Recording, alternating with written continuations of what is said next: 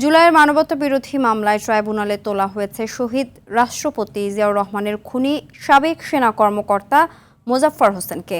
সকালে বিচারপতি নজরুল ইসলাম চৌধুরীর নেতৃত্বাধীন আন্তর্জাতিক অপরাধ ট্রাইব্যুনাল ২-এ তাকে হাজির করা হয়।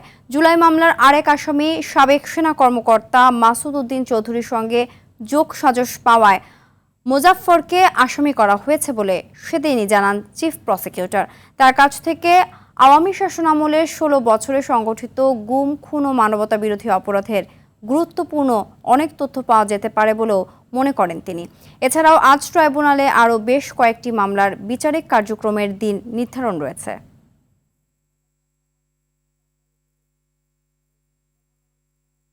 এ বিষয়ে আরও জানাতে আন্তর্জাতিক অপরাধ ট্রাইব্যুনাল থেকে যুক্ত হচ্ছেন সহকর্মী জিএম মাহমুদ। মোজাফফর হোসেনের বিরুদ্ধে মামলার বিষয়ে বিস্তারিত জানাবেন।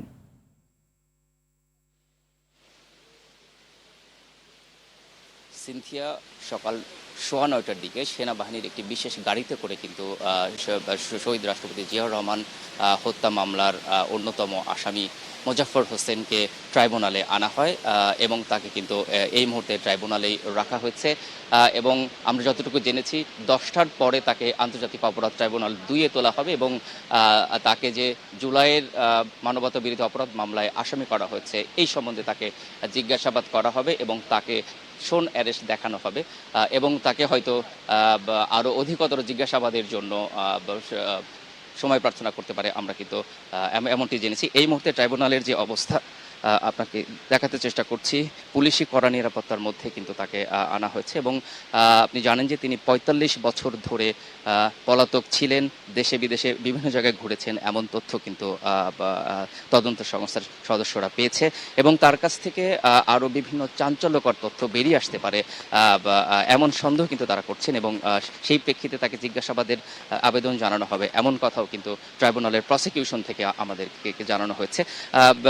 এই আন্তর্জাতিক অপরাধ ট্রাইব্যুনালের মানবতা বিরোধী একটি মামলায় আসামি সাবেক সেনা কর্মকর্তা মাসুদ উদ্দিন চৌধুরীর সঙ্গে তার যোগ সাজশ রয়েছে এবং দীর্ঘদিন ধরে তিনি তার সাথে যোগাযোগ করেছেন এবং একটি ছদ্মনামে জন্ডু ছদ্মনামে তিনি যোগাযোগ করতেন এমন তথ্য কিন্তু এসেছে এবং জন্ডুই যে মোজাফফর হোসেন এটি কিন্তু তদন্ত সংস্থার সদস্যরা তারা কিন্তু বিভিন্নভাবে গোয়েন্দা তথ্যের ভিত্তিতে কিন্তু তারা জানতে পেরেছে এবং সেই প্রেক্ষাপটে গত ১৫ জুলাই কিন্তু তাকে বনানীর ডিওএসএসের একটি বাসা থেকে আটক করা হয়।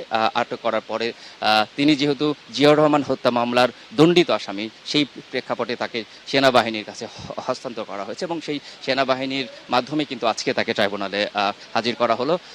আমরা ধারণা করছি হয়তো ১০টার পরেই ট্রাইব্যুনাল উঠবে এবং আজকের যে বিচারিক কার্যক্রম অর্থাৎ তাকে নিয়ে আদালত কি নির্দেশনা দেয় সেই অপেক্ষায় হয়তো আমরা রয়েছি। পরবর্তীতে এই সম্বন্ধে আরও কি বিস্তারিত তথ্য আসে এই ভিত্তি করে আপনাকে হয়তো জানাতে পারবো। এখনো পর্যন্ত ট্রাইব্যুনালের যে অবস্থা একদমই থমথমে অবস্থা এবং আইনশৃঙ্খলা বাহিনীর পর্যাপ্ত উপস্থিতি কিন্তু রয়েছে এবং এই